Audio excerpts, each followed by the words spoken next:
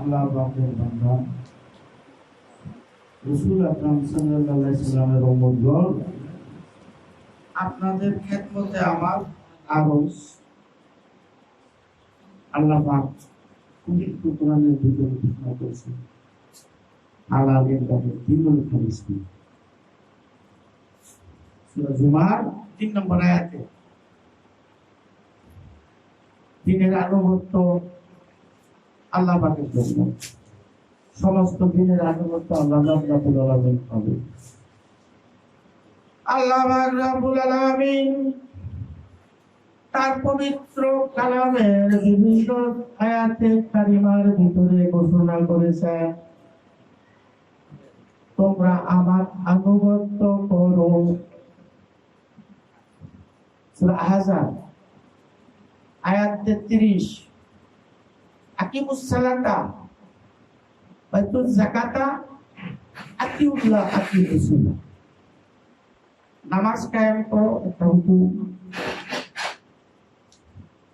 যাকাত আদায় করো, একটা হুকুম। আল্লাহ রাসূলের আনুগত্য, এটা আরেকটা হুকুম। আল্লাহ পাক তার এই পবিত্র কালামে এই হুকুম দিয়েছে, নির্দেশ করেছে, তোমরা আমার আনুগত্য করো।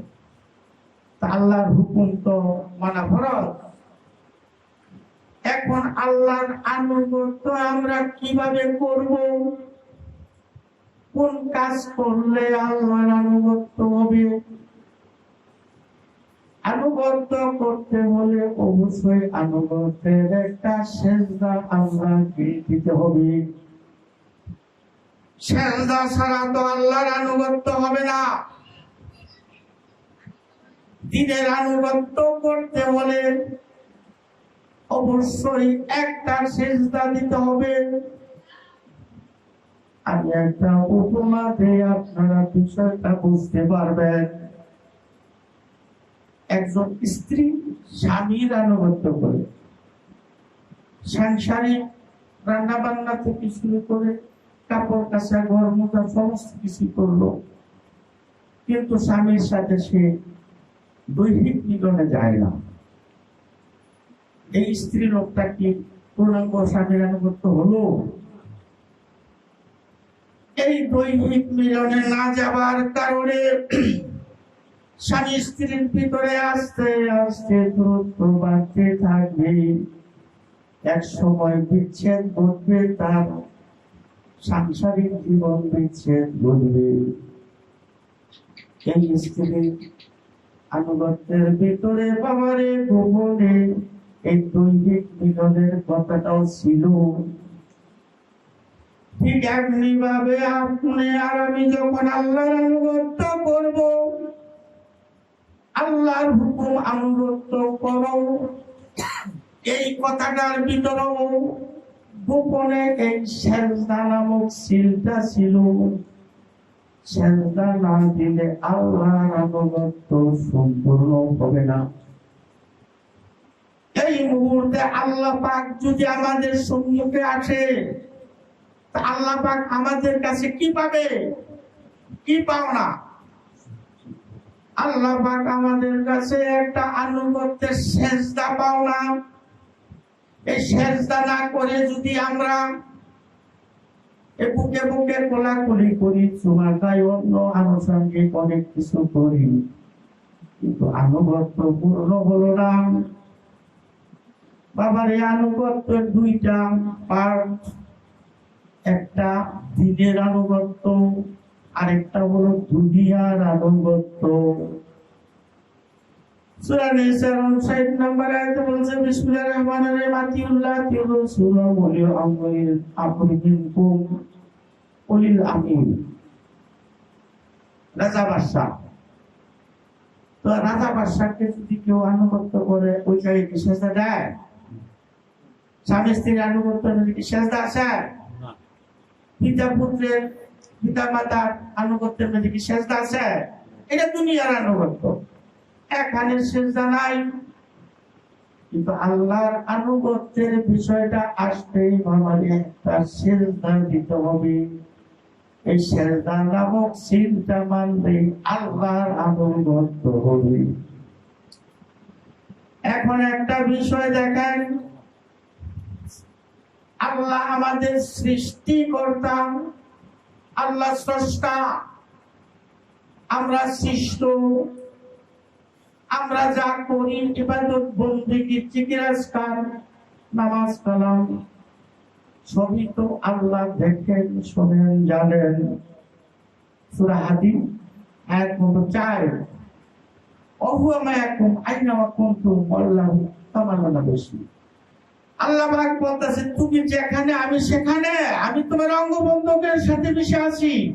বান্দা তুমি যা করো সব আমি জানি, সব দেখি, সব শুনি। সূরা কফের 16 নম্বর আয়াতে ওয়ানাহনু আকরামু ইলাইহি মিন হাবলিল ওয়ারিদ।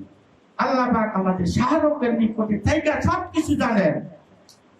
তাহলে রাসূল ব্যবস্থার কেন প্রয়োজন হলো? আল্লাহ তো সবকিছু দেখেন, শোনেন, জানেন। এরপরেও কেন এই রাসূল ব্যবস্থা দিল? যুগে যুগে নবী রাসূল 1,24,000 পয়গম্বর আল্লাহ পাক পাঠাইলো, ওলি আল্লাহদেরকে পাঠাইলো। এইটার কি কারণ? এইটার একটা কারণ আছে। এই কারণটা জেনে নেন। আল্লাহর অবস্থান কয়টা পৃথিবীতে? 4টা। সূরা হাদীদ আয়াত নম্বর 3, ওয়াল আউয়ালু ওয়াল আখিরু ওয়াল যাহিরু ওয়াল বাতিন। আল্লাহ পাক বলতেছে, আমি আদি, আমি অন্ত, আমি গুপ্ত, আমি প্রকাশ্য। এই 4টা অবস্থান, 4টা অবস্থানের ভিতরে আল্লাহ যে গোপন, এইটা আমরা সবাই জানি। আল্লাহ যে আদি, এইটা জানি। আল্লাহ শেষে থাকবে, এইটা জানি। ওই মত আমরা ইবাদত বন্দেগী করতেছি কল্পনায়। এখন যদি কেউ আল্লাহর পরিচয় জ্ঞান লাভ করতে যায়, আল্লাহকে চিনতে যায়, আল্লাহকে জানতে যায়, শয়তান আইসা ছদ্মবেশে আল্লাহ পরিচয় দিয়া আমাদের ঈমানকে বরণ করার একটা বিষয় থেকে যায়। এই জন্য আল্লাহ পাক রব্বুল আলামিন চিনা স্রোতে আমাদের নিকট রাসূলকে প্রেরণ করেছে, যেন আল্লাহর পরিচয় জ্ঞান পাওয়ার জায়গায় আমরা শয়তান দ্বারা প্রতারিত না হয়ে আমাদের ঈমানকে হেফাজত করতে পারি। সেই কারণে এই রাসূল ব্যবস্থা আল্লাহ পাক চালু করে দিয়েছে। এখন এই যে আমরা আল্লাহর আনুগত্য করব, যেহেতু এটা আল্লাহর হুকুম, এই আনুগত্য আবার 2 রকম। একটা আনুগত্য হলো দ্বীনের আনুগত্য, একটা হলো দুনিয়ার আনুগত্য। আমরা যখন দ্বীনের আনুগত্য করব, তখন খেয়াল রাখবো এই দ্বীনের আনুগত্যের ভিতরে একটা সেজদা থাকবে। যেমন ডিসি সাহেব একটা দস্তখত করলো, এই দস্তখতের ভিতরে যদি একটা সিল না থাকে, দস্তখত প্রমাণ হয় না। ঠিক ওই রকম আল্লাহর আনুগত্য আমরা করতে চাইলে ওই আনুগত্যের ভিতরে যদি এই সেজদা নামক চিলটা না থাকে, তাহলে আল্লাহর আনুগত্য প্রমাণ হয় না। আমরা চেষ্টা করব এই যখন দ্বীনের আনুগত্য করতে যাব, তখন আমরা এই সেজদা দিব। এখন দ্বীনের ক্ষেত্রে সমস্ত আনুগত্যের মালিক আল্লাহ। আলা দীনুল খালিসুন, আলা লিল্লাহি দীনুল খালিসুন। সূরা জুমার 3 নম্বর আয়াতে বলছে সমস্ত এই দ্বীনের ক্ষেত্রে আনুগত্য আল্লাহ পাবে। তাইলে এখন যদি সমস্ত আনুগত্যের মালিক আল্লাহ হয়, তাইলে এই রাসূল ব্যবস্থা যে আল্লাহ পাক দিল, এই রাসূল ব্যবস্থাটা এইটা কিসের আনুগত্য? এটা কি দুনিয়ার আনুগত্য নাকি না দ্বীনের আনুগত্য? রাসূল ব্যবস্থাটা রাসূলের কাছে এই সিজদা দেওয়াটা এইটা কি দ্বীনের আনুগত্য না দুনিয়ার আনুগত্য? এইটা দ্বীনের আনুগত্য।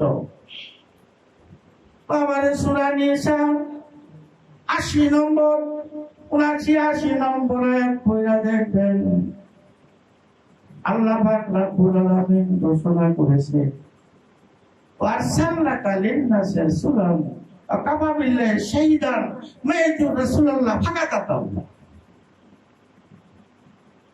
আল্লাহ পাক বলতেছে, আমি তোমাকে মানুষের কাছে পাঠাইছি, রাসূল রূপে আমি নিজেই সাক্ষী। যে রাসূলের আনুগত্য করবে সে তো আল্লাহর আনুগত্য করবে। কোরআন থেকে জানা যায় বাবারে, রাসূলের আনুগত্য আল্লাহর প্রতি চলে যায়। রাসূলের আনুগত্য করলে সেইটাও আল্লাহর দ্বীনের আনুগত্য হয়ে যায়। তুই নোয়া দুইজনের ভিতরে একজন। এখন এই আল্লাহ রাসূলের আনুগত্য, এখন যদি আপনি শুধু আল্লাহর আনুগত্য করেন রাসূল বাদ দিয়া, তাহলে শয়তানও তো আল্লাহর আনুগত্য করে। হ্যাঁ, সূরা ইমরানের 83 নম্বর আয়াত আনুগত্য করে, শয়তানও তো আল্লাহর জিকির করে। সূরা হাদীদ 1 নম্বর আয়াত। শয়তান আমরা যা যা করতেছি সবই করে, কোরআনে আছে। সূরা রাদের 15 নম্বর আয়াতে এই শয়তান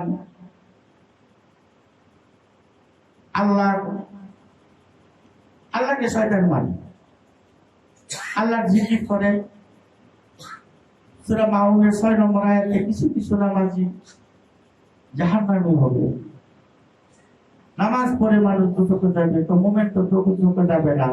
যেই নামাজে মানুষ জাহান্নামী হবে সেটা তো শয়তানের নামাজ। শয়তান তো কাফেরের নামাজে তো জাহান্নামী হবে।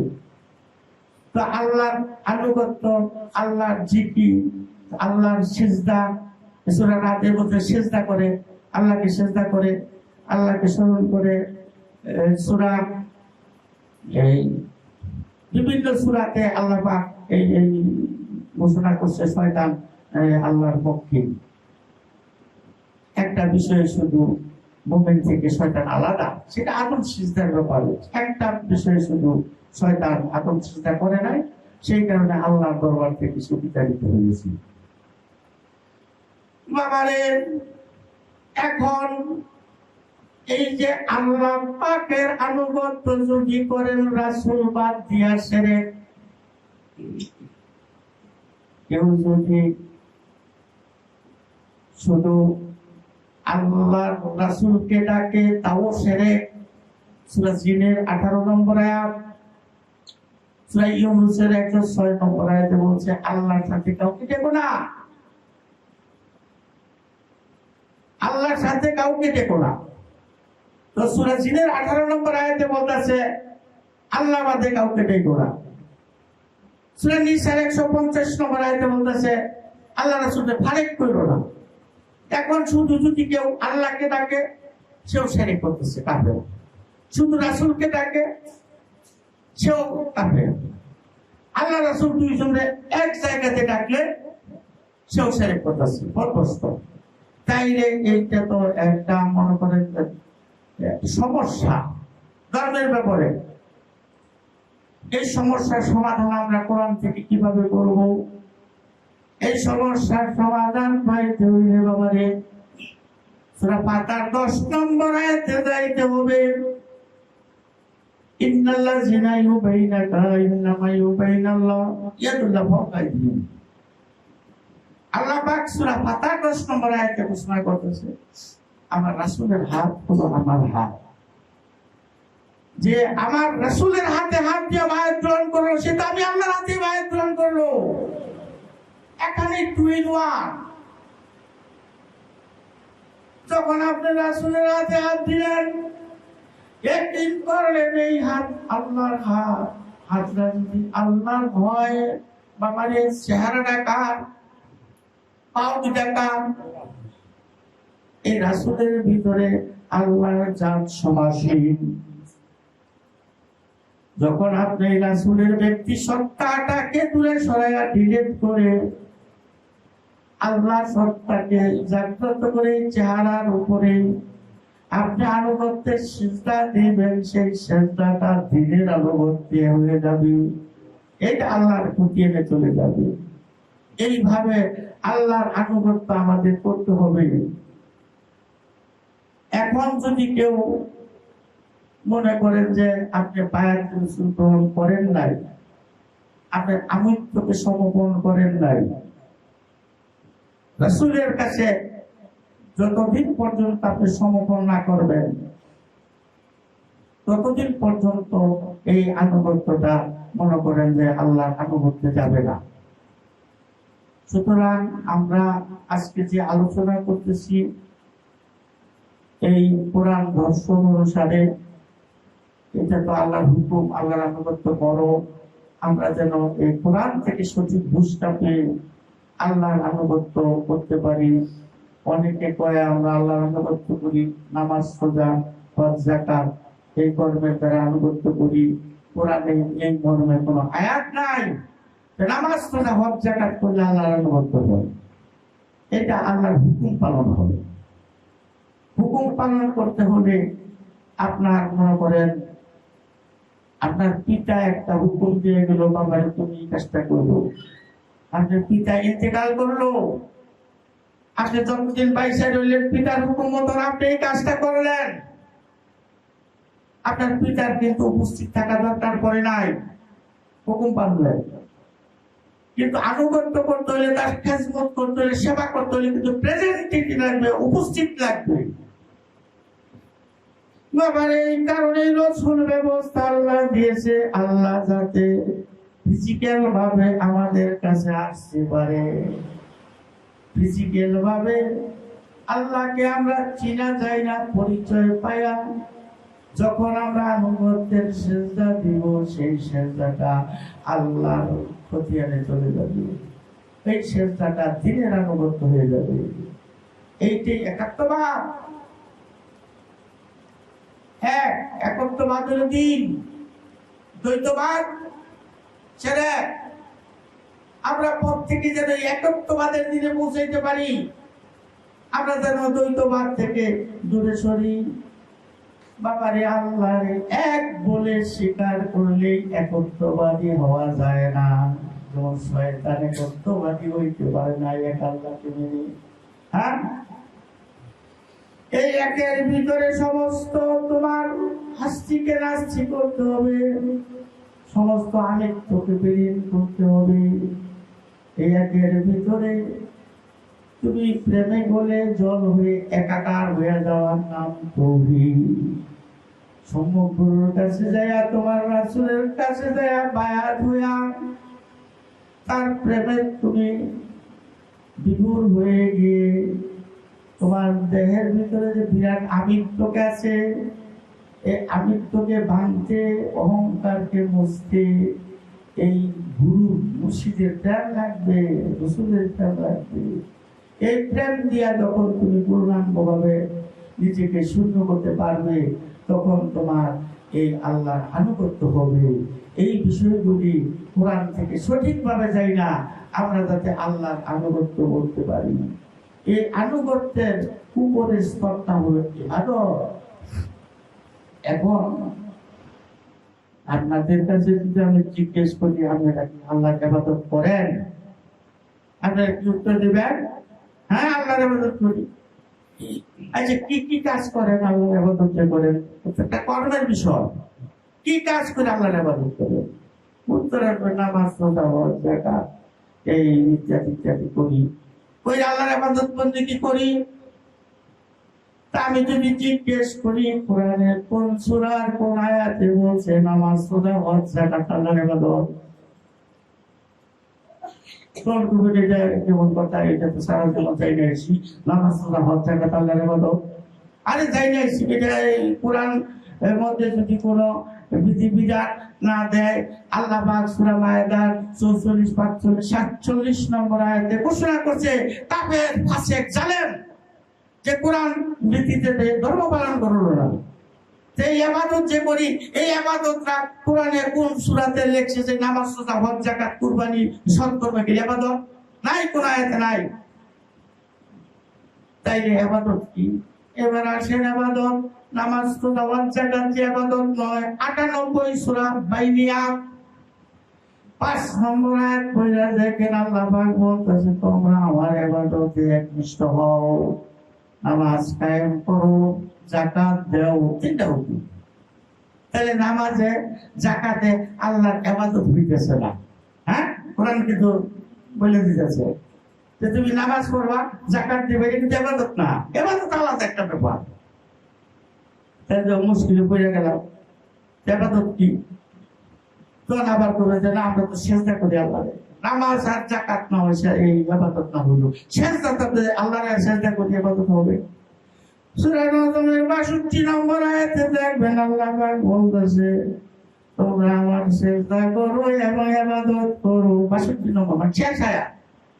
53 নম্বর সূরা নজম শেষ আয়াতটা বইলা দেখবে যে তোমরা আমার ইবাদত করো এবং সেজদা করো। তাইলে এটা দুইটা হুকুম, ইবাদত একটা হুকুম, সেজদা একটা হুকুম। তাই সেজদায় আল্লাহকে ইবাদত দিতেছে। তাইলে এইবার করবে যে তাইলে কেমন ইবাদত? তাই রুকুটা করি, আমরা রুকু করি, তারপর সৎকর্ম করি, এটা ইবাদত। সূরা ওয়াজের 77 নম্বর আয়াত পড়া দেখবেন আল্লাহ পাক বলতেছে তোমরা আমার সেজদা করো, রুকু করো, সৎকর্ম করো এবং ইবাদত। 4টা হুকুম। তাইলে এই সূরা হজের 77 নম্বর আয়াতে পাওয়া গেল যে এটা আলাদা আলাদা ফাংশন। ইবাদত কিন্তু এই রুকুও না, সেজদাও না, সৎকর্ম না, এই যাকাতও না। তাহলে এবার যখন আমরা আল্লাহর ভয় করি, আল্লাহকে ভয় করি, রাসূলের আনুগত্য করি, এই যে আগের ফাংশনটা যে আনুগত্য করা, রাসূলের আনুগত্য করি, তাহলে এইটা আল্লাহর ইবাদত। সূরা নূহ 71 নম্বর সূরা 3 নম্বর আয়াতে গিয়ে দেখবেন আল্লাহ পাক এই নূহকে বলতেছে তুমি বলে দাও যে তোমরা আল্লাহকে ভয় করো, নূহে নবী আনুগত্য করো এবং ইবাদত করো। তিনটা হুকুম। আমাদের কোরআন দর্শনে বুঝা দেখলাম এই ইবাদতরা আরেকটা আলাদা ফাংশন। যদি এই ইবাদত আমরা না বুঝি, আল্লাহর হুকুম ইবাদত করো, এই হুকুম অমান্য করার জন্য আমার তো মনে করেন পরিত্রাণ পাওয়ার কোনো রাস্তা থাকবে না। এই জন্য কোরআনের বিষয়গুলি সূক্ষ্মভাবে আমাদের জানতে হবে। আনুগত্য কি, ইবাদত কি, সালাত কি, সিয়াম কি, এই বিষয় বিস্তারিত এই কোরআন থেকে বুঝা আমাদের আমল করে মন্দিরে মসজিদে পৌঁছাইতে হবে, কামিলিয়াত হাসিল করতে হবে। এখন ইবাদত কি একটু বিশ্লেষণ আমাদের যাইতে হবে। আসলে ইবাদত কি, আল্লাহ কোন কাজ করার জন্য বলছে, ইবাদত করার জন্য বলছে? এই ইবাদত শব্দটা আপ শব্দ থেকে আসে। ডিকশনারিতে আরবি ডিকশনারি 745 নম্বর পৃষ্ঠায় বাইরে এই ইবাদতের বিশ্লেষণ। এই আপ শব্দের অর্থ কৃতদাস। ইবাদত কৃতদাস হইয়া মালিকের হুকুম মতো চললে এইটা হবে ইবাদত। এখন মনে করেন আপনি যদি একটা গরু বিক্রি করেন, ছাগল বিক্রি করেন, একজন ক্রেতা আসবে, কিনবে, কিনা লয়ে যেতেছে, এটা কার করবে? আমার কিনা করবে। আল্লাহ পাক রব্বুল আলামিন পারস থেকে আইসা বাড়ি বাড়ি আইসা আমরা কিনবো না, এই কামরুল কিনা লইলাম, কবিরাজ থেকে কিনলাম, হ্যাঁ হাতিরে কিনলাম, এরকম তো আল্লাহ পাকাইতো না, কিনুনের লেগা। সেই কারণে আল্লাহ পাক এই সূরা ফাতিহার 10 নম্বর আয়াত দিয়া এই রাসূল ব্যবস্থার সৃষ্টি করছে। রাসূলের মাধ্যমে যে আল্লাহ রাসূলের কাছে বিক্রি হইল, বায়াত শব্দের অর্থ বাজার বিক্রয় হওয়া। যে রাসূলের কাছে বিক্রি হইল সে তো আল্লাহর কাছে ওই বিক্রি হইল। আল্লাহ পাক তার প্রতিনিধির মাধ্যমে আমাদের আমিত্বকে কিনা দিলেন। যখন আপনি একজন সম্পর্কের কাছে বায়াতে রাসূল গ্রহণ করে তার কৃতদাস হয়ে গেলেন, তার কথা মতো, তার হুকুম মতো আপনি জীবন যাপন করলে সেইটা হবে ইবাদত। নামাজ, রোজা, হজ, যাকাত হয়ে যাবে আল্লাহর হুকুম। হুকুম পালন করতে উপস্থিতির দরকার পড়ে না। হুকুম দিছে হুকুম মানে কিন্তু এই ইবাদত করতে হলে আনুগত্য করতে কিন্তু ফিজিক্যাল ভাবে উপস্থিত লাগবে। আল্লাহর আনুগত্য করবেন, আল্লাহর ইবাদত করবেন, তাইলে ফিজিক্যালি একজন রসুল লাগবে। রসুলের আনুগত্য ছাড়া আল্লাহর আনুগত্য হয় না, হয় না। এই জন্য তো রসুল ব্যবস্থা। যারা এই ব্যবস্থাকেই মানে নাই, তারা তো কোরআন মানতেছে না, তারা কোরআন মানতেছে না, আমাদেরকে উল্টা বুঝাইতেছে। এখন তো কোরআন গবেষণা করে দেখি যে আল্লাহ পাকের এই বিষয়গুলি আল্লাহ পাক কেন এইভাবে আমাদের বলছে। তাইলে আমরা যেন এই কোরআন দৃষ্টিতে আল্লাহর আনুগত্য, আল্লাহর ইবাদত করতে পারি, সেই মর্মে আমি সবার কাছে বলি, আপনারা যেভাবে আল্লাহ পাক বলছে ওইভাবে আল্লাহর আনুগত্য, আল্লাহর হুকুম, আল্লাহর ইবাদত করো, আল্লাহর হুকুম, এই হুকুমগুলি যেন আমরা সঠিকভাবে আমরা মানতে পারি। আমরা যদি শিরক করি অজ্ঞান ভাবে, শিরক যে করতেছে আমরা জানি না, এই আনুগত্যের ভিতরে আল্লাহ দ্বীনের আনুগত্যের ভিতরে যদি এই সিজদা নামক এই চিন্তা না থাকে, তাইলে সেই আনুগত্যটা শিরক হয়ে যাবে। অনেক ভক্ত আছে গুরুকে রসুল বিশ্বাস করে কিন্তু আনুগত্যের সিজদাটা করে না। আল্লাহ নবীর জামানায়ও অনেক মুনাফিক ছিল, নবীর কাছে বায়াত হয়েছে ঠিকই, রসুল মানছে ঠিকই, কিন্তু এই আনুগত্যের সিজদা না করার কারণে তারা মুনাফিক হয়ে গেছে। তাদের সমস্ত আমল সূরা বাকারার 217 নম্বর আয়াতে দেখবেন সমস্ত জিন্দেগির আমলটা বরবাদ হয়ে গেছে। আর আল্লাহ পাক ঘোষণা করে দিয়েছে, আমার আহ্বানে সাড়া দাও, কুল্লু নাফসিন যায়গাতুল মাউত, মৃত্যুর পূর্বে আমার আহ্বানে সাড়া দাও। সূরা শুরা 47 নম্বর আয়াত পড়ে পাইবেন। যারা এই আল্লাহর আহ্বানে সাড়া দিছে না, তাদের সমস্ত আমল বরবাদ হয়ে গেল। এই জন্য আমরা এই আমলগুলি করার আগে এই বিষয়গুলি ভালো করে জেনে নিব যার যার আপন মুর্শিদের কাছে, যে কিভাবে আমরা আল্লাহ রাসূলের আনুগত্য করব, কিভাবে আমরা ইবাদত বন্দেগী করব, কিভাবে আমরা এই মানব স্রোতটা ঠিক রাখতে হবে। শিরক করলে অজ্ঞান পাবে, জন্মতরকায় তার করতে হবে। সূরা মায়েদা 60 নম্বর আয়াত পড়ে যাবে। যার প্রতি আল্লাহ অসন্তুষ্ট, রাগান্বিত, যে লালনপ্রাপ্ত, সে বানর এবং শুয়োর হবে। সূরা মায়েদা 60 নম্বর আয়াত। জন্মান্তরবাদের ইঙ্গিত দিতেছে আল্লাহ। বাবারে, ছোট কাল থেকে আমরা শুনে আসছি, মানুষ যখন ইন্তেকাল করে, যখন একটা মানুষ এই দুনিয়া থেকে চিরবিদায় নিয়ে চলে যায়,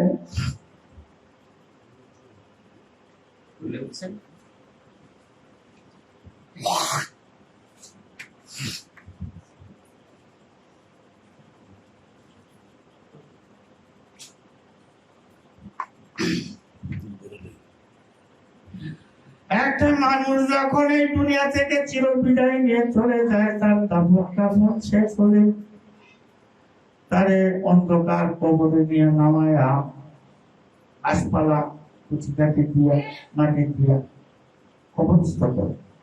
40 কদম আসতে আসতে কবরে ফেরেশতা আসে, মনটা নাকি এসে জিজ্ঞেস করা, মানরা পোকা, তোমার রব কে? মাদিনুকা, তোমার দিন কি? মানে হাজার রাজুল, উনি কে যিনি তোমার কবর?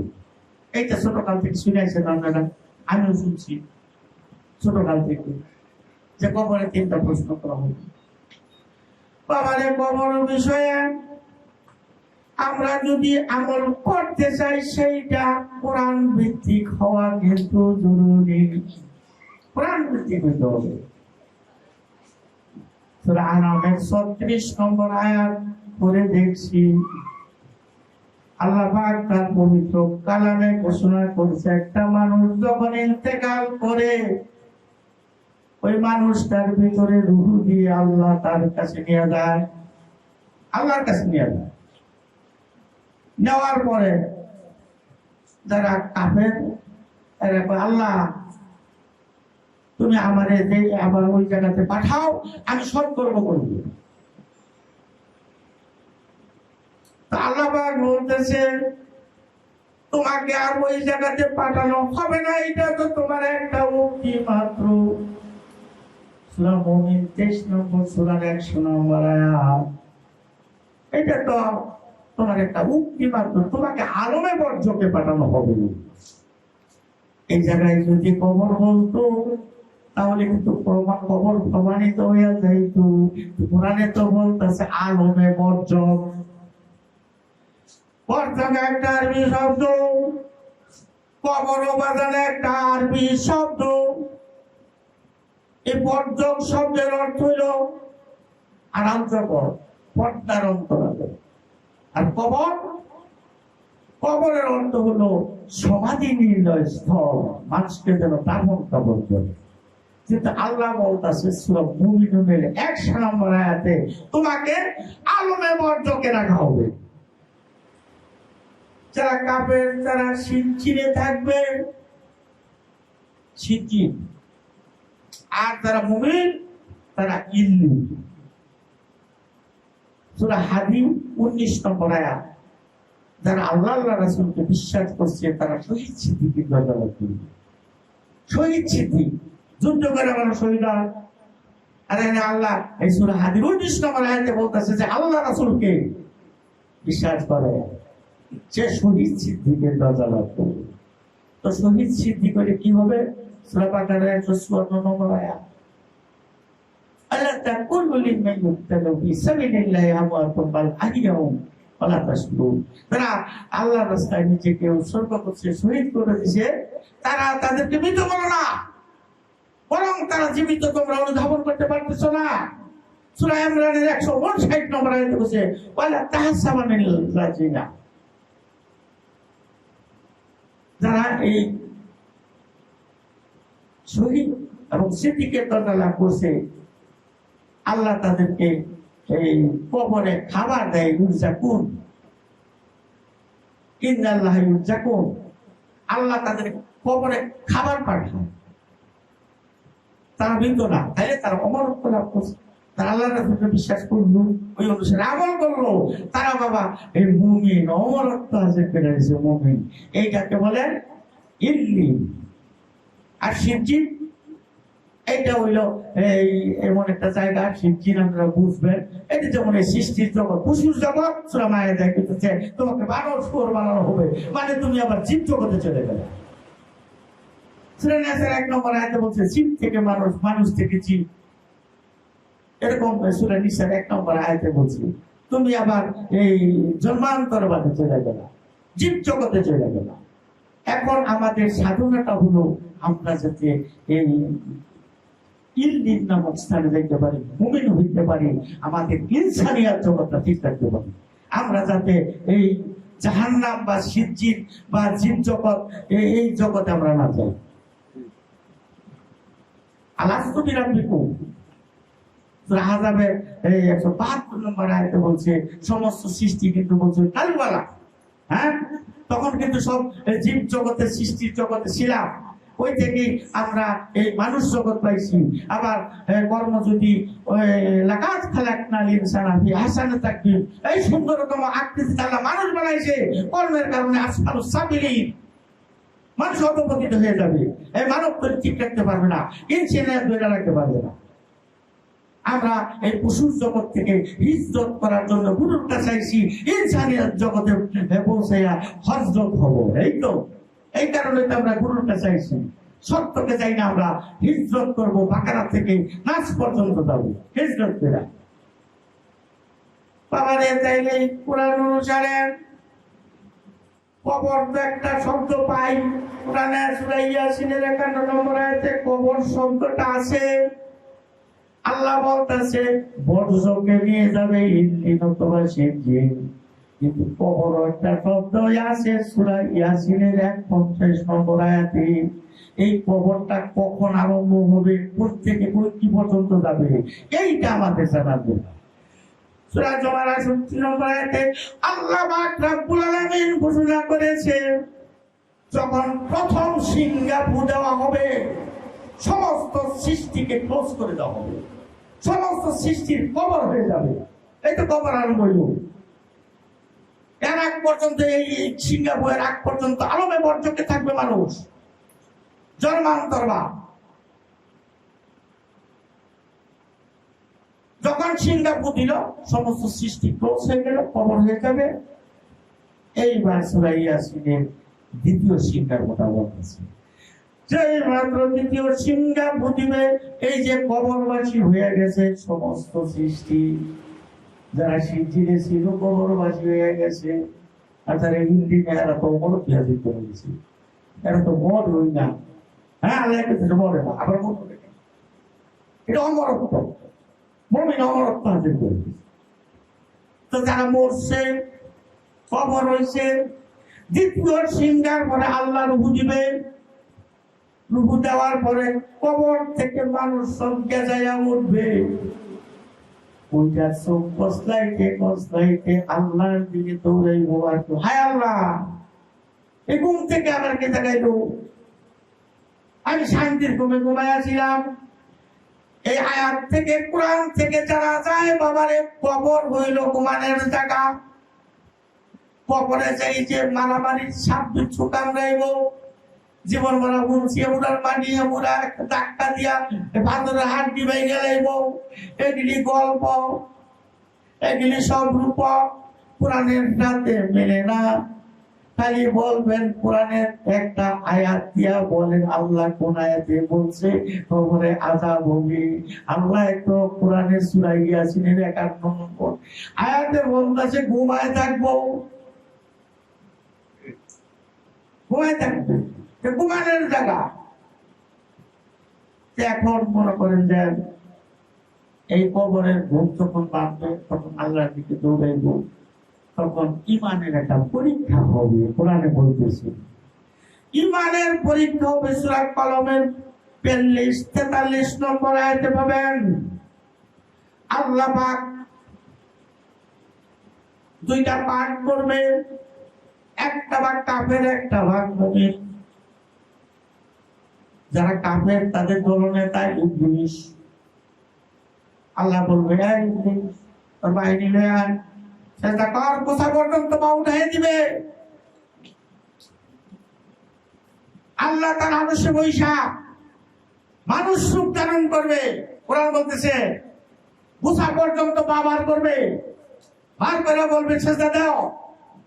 এই সেজদা দে, চেষ্টা করবো দিতে তো না। কারণ আল্লাহ এই 43 নম্বর আয়াতে বলে ইবলিস, এই ইবলিসের অনুসারীরা আমি যখন বলছিলাম সেজদা করার জন্য তারা খরচটাই এখন করতে পারবি না, পূর্বে যেটা খরচটাই এখন হবে না, ওই জাহান্নামে যা। আর মুমিন যারা সেজদা দিয়া পরীক্ষায় পাস কইরা আদম সেজদা দিয়া জান্নাত পেয়ে যাবে। কোরআন এই দর্শনটাকে দূরে সরানোর জন্য শয়তানের একটা তার সাজি এই কোরআনে এই দর্শনটাকে দূরে সরাইয়া পরীক্ষাটা নিয়ে আইসে কবরে। এইটা তো শয়তানে উত্তর দিতে সক্ষম। শয়তান শিকার মানটা বুক করে পারলাম। আল্লাহ কোরআনে শিকারাইতেছে, শয়তানে শিকারাইতেছে কোরআনে আমার আল্লাহ দিনুকা দিন কি আমার দিন ইসলাম, আমার তো শান্তির ধর্ম কেনার পালন করছি। 9 লাখ বছর আমি আল্লাহর ইবাদত করছি, আমি তো সুদিটা হাতে বদমাইশি গুন্ডামি কিচ্ছু করি নাই। হ্যাঁ, পরের হক মাইনা খাই নাই।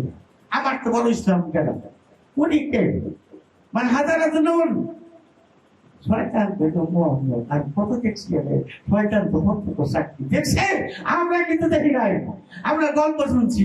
হ্যাঁ, শয়তান প্রত্যেক পাশ করে গেল না, শয়তান পাশ করে বেঁচে যাবে না।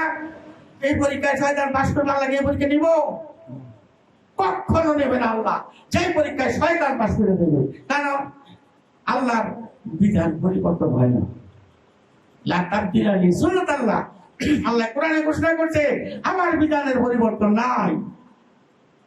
শয়তানকে জাহান্নামে দিলে শয়তান তো আল্লাহ কান্না বাঁধিয়ে দিছো, এতদিন আমার নাগর দিছো, তাই মাঝে পার করে দিছো, এটা তো ভালো হচ্ছে না। হ্যাঁ, সেই কারণে আল্লাহ পাক কিন্তু শয়তানকে জান্নাত দিবে না। এখন মনে করে আল্লাহ কি ন্যায় বিচারক না? আল্লাহ কি ন্যায় বিচারক না? আল্লাহতে সূক্ষ্ম বিচারক তো আছে না। এখন যদি আল্লাহ ন্যায় বিচারক হয়, একটা কাফেরে যখন দুনিয়া কিয়ামত হবে, সিঙ্গাপুর দিবে, একটা কাফের মারা গেল, দুদুকি হয়ে গেল, তার জন্য বিচারে রাখছে দুদুকি। আদম নবীর বলা একটা কাফের আছে, সেটা বাকারায় কিন্তু যার কুরবানি কবুল হবে, যার কুরবানি কবুল না হয়েছে তো মুমিন না, যে নামাজ কবুল না হয় তো মুমিন না, আচ্ছা কাফের যে কিন্তু কবুল হয়েছে না। তাইলে আদম নবীর এই যে কাফির, এই যদি মনে করছে মুমিন না, কবর আযাব শুরু হয়েছে। কতদিন? ৬,০০০ বছর গেছে আদম নবী, বুঝবে। আরো মনে করি ২০,০০০ কোটি বছর থাকবে, কত অনন্তকাল এই পৃথিবীতে থাকবে, কবরের আযাব তার হইতে থাকবে। এক কাফের এই জন্য কবরের আযাব হইতেছে। আরেকজন যায় সিঙ্গাপুরের পরে কবরস্থ হইল, তার তো কবর আযাব হইল না, আর হইল মনে করো অল্প দিন। প্রথম সিঙ্গা থেকে দ্বিতীয় সিঙ্গা মনে করো ৪০ বছর, একটা সময় তো আছে ৪০ বছর। তাইলে এর আযাব আদম নবীর বলা যেটা কাফের, এর আযাব হইল কত বছর? হাজার হাজার কোটি বছর। আরেকজনের আযাব হইল অল্প দিন বা হইল না, যে কিয়ামতের সময় দুনিয়া কিয়ামতের সময় পড়ছে, হ্যাঁ কবর হইল না, কবর আযাব হইল না। তাইলে এই আদম নবীর বলা আল্লাহ আল্লাহ তুমি নেই বিচারে, তুমি যে এতদিন বেশি আমাদের কবর আযাবটা দিলে, হ্যাঁ দিলে না, হ্যাঁ কাফের, হ্যাঁ জাহান্নামী, আমিও জাহান্নামী, এই দুই জাহান্নামী রে কবর আযাবটা আমার বেশি কেন হলো? তোমার ন্যায় বিচার ছাড়ো, তুমি আসলে ন্যায় বিচারক নয়।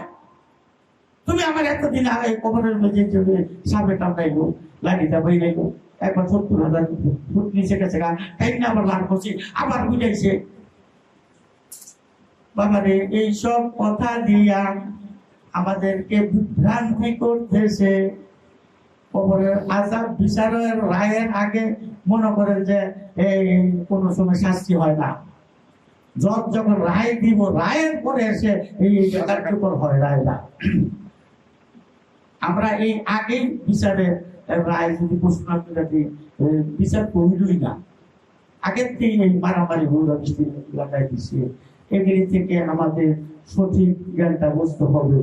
এই খবর সম্বন্ধে কোরআন ভিত্তিক আমাদের জ্ঞান অর্জন করে আমরা যেন সঠিক পথে আমরা অগ্রসর হইতে পারি, সেই দিকে আমাদের লক্ষ্য রাখতে হবে। লা ইলাহা ইল্লাল্লাহ, লা ইলাহা ইল্লাল্লাহ।